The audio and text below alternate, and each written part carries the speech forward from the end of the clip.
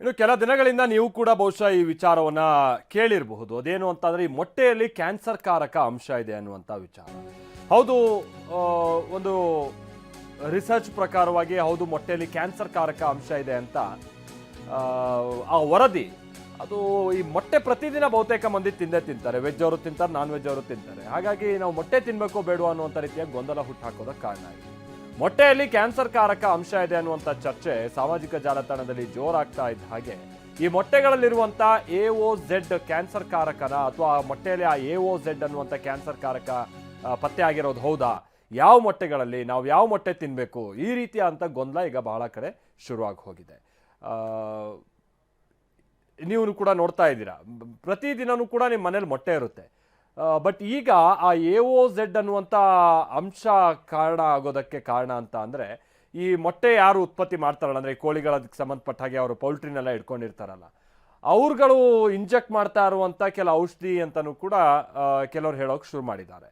So ಮೊಟ್ಟೆಯಲ್ಲಿ cancer ಕಾರಕ ಅಂಶ ವಿಚಾರವಾಗಿ ನೈಟ್ರೋಫ್ಯೂರಾನ್ ಔಷಧ ಕಣಗಳು ಕೆಲವು ಮೊಟ್ಟೆಗಳಲ್ಲಿ ಪತ್ತೆಯಾಗಿದೆಯಂತೆ. ಈ ನೈಟ್ರೋಫ್ಯೂರಾನ್ ನಿಷೇಧಿತ ಔಷಧ ಅನ್ನುವಂಥದ್ದು ನಮಗೆ ಸಿಗ್ತಾ ಇರುವಂಥ ಮಾಹಿತಿ.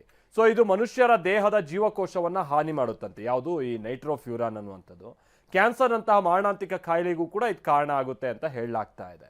ಈ ವಿಚಾರವಾಗಿ ಆರೋಗ್ಯ ಸಚಿವರುಗಳು ಕೂಡ ಇವತ್ತು ರಿಯಾಕ್ಟ್ ಮಾಡಿದ್ದಾರೆ.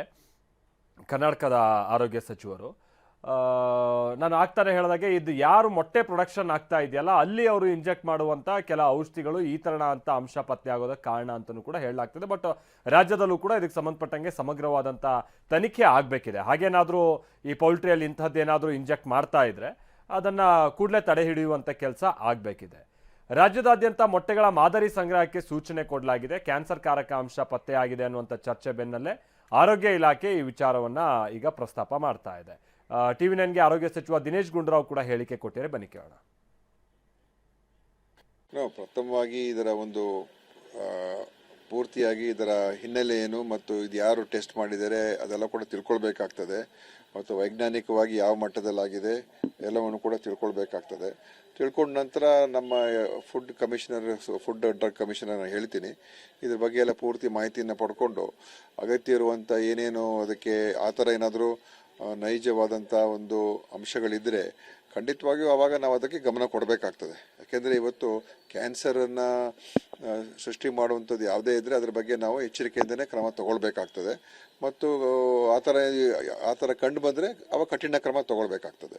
ಆದ್ದರಿಂದ ಇದನ್ನು ನೋಡ್ಬಿಟ್ಟು ಇದರ ಹಿನ್ನೆಲೆ ಮತ್ತು ಇದರೆಲ್ಲ ಪೂರ್ತಿಯಾದಂಥ ಮಾಹಿತಿಯನ್ನು ಸಂಗ್ರಹಣೆ ಮಾಡಿ ಮುಂದೆ ಅಗತ್ಯ ಇದ್ದರೆ ಖಂಡಿತವಾಗಿಯೂ ಏನು ಟೆಸ್ಟ್ಗಳು ಮಾಡಬೇಕಾಗ್ತದೆ, ಪರೀಕ್ಷೆಗಳು ಮಾಡಬೇಕಾಗ್ತದೆ ಎಲ್ಲ ಖಂಡಿತ ಮಾಡಿಸೋಣ.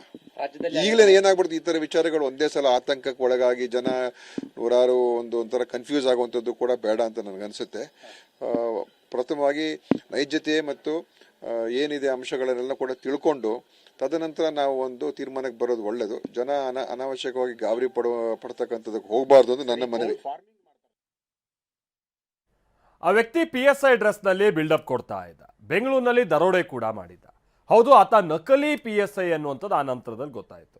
ಈಗ ನಕಲಿ PSI ಸೇರಿದಂತೆ 4 ಖಾಕಿ ಕೋಳ ಹಾಕಿದೆ. ಮಲ್ಲಿಕಾರ್ಜುನ, ಪ್ರಮೋದ್, ವಿನಯ್ ಹಾಗೆ ಋತ್ವಿಕ್ ಅನ್ನೋರು ಲಾಕ್ ಆಗಿದ್ದಾರೆ. ನೀವು ಫೋಟೋಲ್ಲಿ ನೋಡ್ತಾ ಇದ್ದೀರಲ್ಲ, ಪೊಲೀಸ್ ಡ್ರೆಸ್ಸಲ್ಲಿ ಓಡಾಡ್ತಾ ಇರುವಂತಹ ವ್ಯಕ್ತಿ ಮೀಸೆ ತಿರುತ್ತಾ ಇದ್ದಾನಲ್ಲ, ಆತ ಅಸಲಿಗೆ ಪೊಲೀಸ್ ಅಲ್ಲ, ನಕಲಿ ಪೊಲೀಸ್. ವಿದ್ಯಾರಣ್ಯಪುರ ಠಾಣಾ ವ್ಯಾಪ್ತಿಯಲ್ಲಿ ಈ ಗ್ಯಾಂಗ್ ಒಂದು ಮನೆ ಕಳ್ಳತನ ಮಾಡಿ ಪೊಲೀಸ್ ಅಂತ ಹೆದರಿಸಿ ಮನೆ ಕಳ್ಳತನ ಮಾಡಿ ಆನಂತರ ಭಾಳ ಆತಂಕ ಹುಟ್ಟಿಸಿದ್ರು. ಈಗ ಅವರು ತಗಲಾಕೊಂಡಿದ್ದಾರೆ.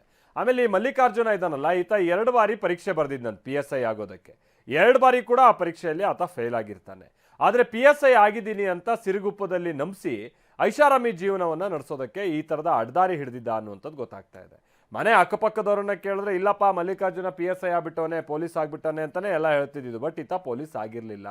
ಡಿಸೆಂಬರ್ 7ನೇ ತಾರೀಕಿನಂದು ನವೀನ್ ಅನ್ನೋರ ಮನೆಗೆ ಕಾರ್ನಲ್ಲಿ ಈ ಗ್ಯಾಂಗ್ ಎಂಟ್ರಿ ಕೊಟ್ಟಿರುತ್ತೆ. ಗಾಂಜಾ ಮಾರ್ತಾ ಇದೆಯಾ ನೀನು, ನಿನ್ನ ಮನೆ ಸರ್ಚ್ ಮಾಡಬೇಕು ಅಂತ ಬೆದರಿಕೆ ಹಾಕಿರ್ತಾರೆ.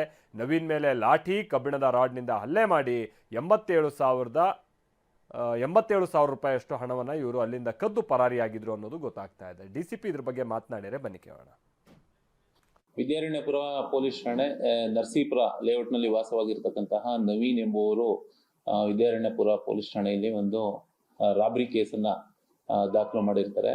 ಈ ಕೇಸ್ನ ಪ್ರಮುಖ ಸಾರಾಂಶ ಏನು ಅಂತ ಹೇಳಿದ್ರೆ, ದಿನಾಂಕ 7ನೇ ತಾರೀಕು ಇವರು ಮನೆಯಲ್ಲಿ ಸಂಜೆ ಟೈಮಲ್ಲಿ ಒಬ್ಬಂಟಿಯಾಗಿ ಇರಬೇಕಾದ್ರೆ ಒಂದು 3 ಜನ ವ್ಯಕ್ತಿಗಳು ಆಗಮಿಸಿ, ಅದರಲ್ಲಿ ಒಬ್ಬ PSI ಖಾಕಿ ಯೂನಿಫಾರ್ಮ್ ಅನ್ನ ಹಾಕಿರ್ತಕ್ಕಂಥದ್ದು, ಇನ್ನ ಇಬ್ರು ನಾವು ಕ್ರೈಮ್ ಕಾನ್ಸ್ಟೇಬಲ್ ಅಂತ ಹೇಳ್ಕೊಂಡು ಬಂದು, ನೀನು ಇಲ್ಲಿಗಲ್ ಆಕ್ಟಿವಿಟಿಯಲ್ಲಿ ತೊಡಗಿದೀಯಾ, ಗಾಂಜಾ ವ್ಯಾಪಾರದಲ್ಲಿ ತೊಡಗಿದೀಯಾ ಅಂತ ಹೇಳಿ ಆತನನ್ನು ಬೆದರಿಸಿ ಮನೆಯಲ್ಲಿ ಇದ್ದಂತಹ 55,000 ರೂಪಾಯಿ ನಗದು ಮತ್ತೆ 87,000 ರೂಪಾಯಿಯನ್ನ ಆನ್ಲೈನ್ ವರ್ಗಾವಣೆ ಮಾಡಿಸ್ಕೊಂಡು ಮನೆಯನ್ನೆಲ್ಲ ಸರ್ಚ್ ಮಾಡಿ ವಿಡಿಯೋ ಮಾಡಿ ಹೋಗಿರ್ತಕ್ಕಂಥದ್ದು.